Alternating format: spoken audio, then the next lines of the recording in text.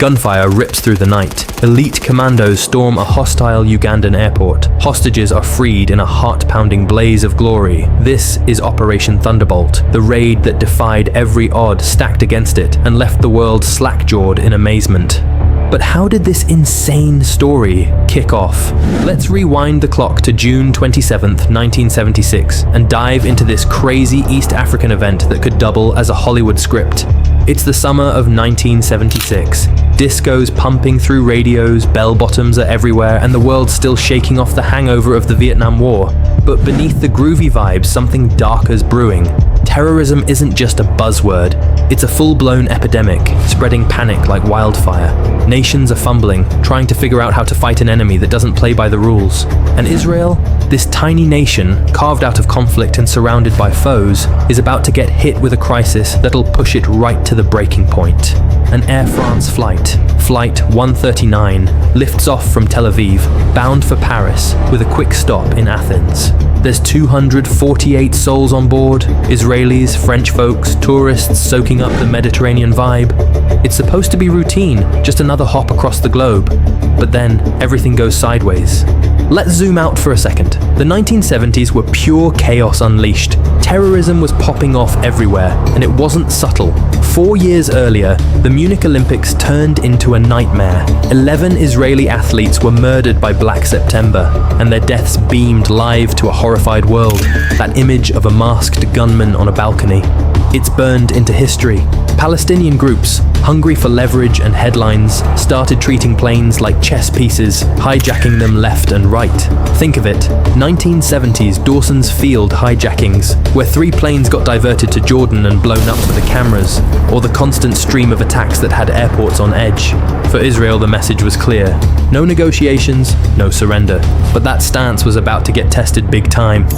Back to June 27th. Flight 139 lands in Athens and security there, it's a joke, lax as a summer day. 4 terrorists slip on board like they're grabbing a coffee. 2 from the Popular Front for the Liberation of Palestine, PFLP, a hardcore Palestinian faction, and 2 German radicals from the revolutionary cells, fueled by ideology and a thirst for chaos. The plane's barely in the air when they make their move, guns out, shouting orders, passengers screaming as the cabin turns into a pressure cooker of fear. The plane veers off course like a runaway train. First stop, Benghazi, Libya, for a tense refuel under the desert sun. Then it's off again, disappearing into the heart of Africa, tires screeching as it lands at Entebbe Airport in Uganda. This isn't just a hijacking anymore, it's a geopolitical powder keg.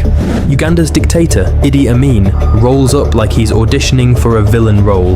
This guy's a walking headline, 6'4", brutal, unpredictable. He struts into the airport's old terminal, all smiles and handshakes with the terrorists, playing peacemaker for the cameras. But don't be fooled, Amin's in bed with the hijackers. He's got a history with Israel too. He trained with their paratroopers back in the day, but now he's flipped, cozying up to Palestinian causes and loving the chance to stick it to his old allies. The terrorists get to work, they split the hostages. Israelis and Jews on one side, everyone else on the other. It's chilling, like a page ripped from the Holocaust playbook. The non-Israelis get released, a slick PR move to look merciful, but the real game's just starting. Their demand: free 53 jailed militants, 40 in Israel, the rest scattered elsewhere. Or the hostages start dying. Inside the terminal, conditions tank fast. Hunger gnaws, fear festers, and the clock ticks louder every second. The world's glued to the news, helpless. In Israel, panic sets in. The clock is running, and Prime Minister Yitzhak Rabin is staring down the barrel of an impossible choice. Rabin's a tough cookie, a former general who doesn't flinch. But this is brutal. Negotiate with these clowns, and you're basically handing terrorists a playbook. Hijack a plane, get your buddies freed. But what's the alternative? Launch a rescue mission 2,500 miles away in a country run by a nutcase who's polling around with the enemy. Every option's a screaming disaster waiting to happen. Rabin's cabinet is a pressure cooker. Defense Minister Shimon Peres is pounding the table for action. Israel doesn't bow, period. But the risks? Insane. Entebbe's deep in Africa, way beyond their usual sandbox. Amin's troops are guarding the airport, and failure could mean a bloodbath. Hostages dead, commandos lost, and Israel's rep torched. Public opinion's split too. Some want the hostages home at any cost, and others demand an iron fist. Rabin's pacing, chain-smoking, weighing lives against principles. Then, a voice cuts through the chaos. Lieutenant Colonel Yonatan Netanyahu, head of the elite sayeret matkal unit, steps up. "We can do this," he says, cool as ice. "Give us the shot." His vibe's electric. Confidence you can feel in your bones. The room shifts. Israel doesn't bend. It breaks the mold. Operation Thunderbolt gets the green light. Time's bleeding out, but sayeret matkal doesn't waste time. These guys are Israel's best. Think Navy SEALs on steroids, trained for the impossible. They scramble intel like their lives depend on it. Released hostages spill everything. The terminal's layout, the guards' positions, how the terrorists move.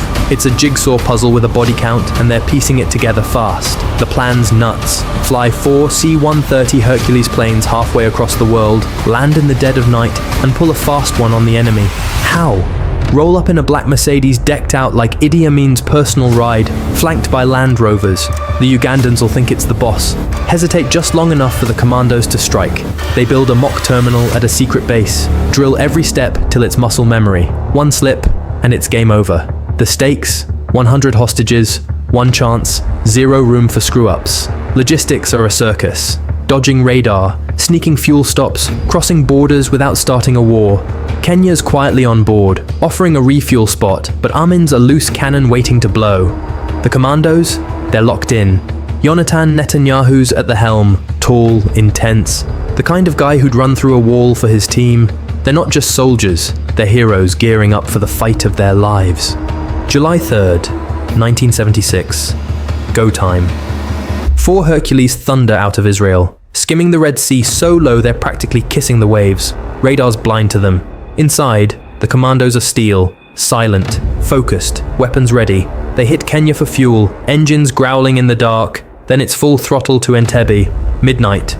The first plane touches down, tires screaming on the runway. The ramp drops, and that Mercedes peels out, Land Rovers roaring behind.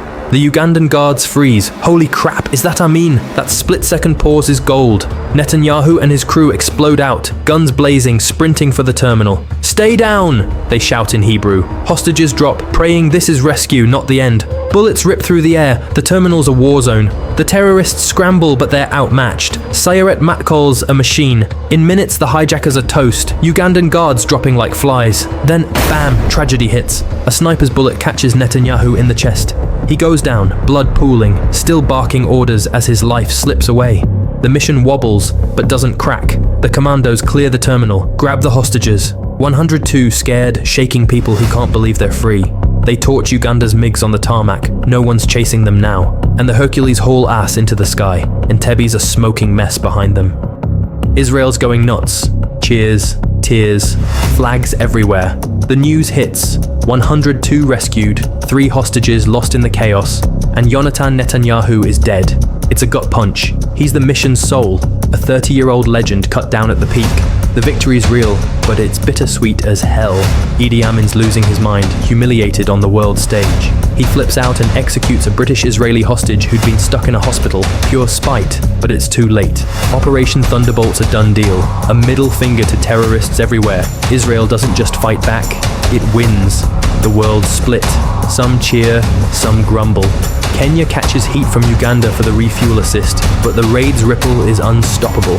It's not just a win, it's proof that guts and smarts can beat despair every time.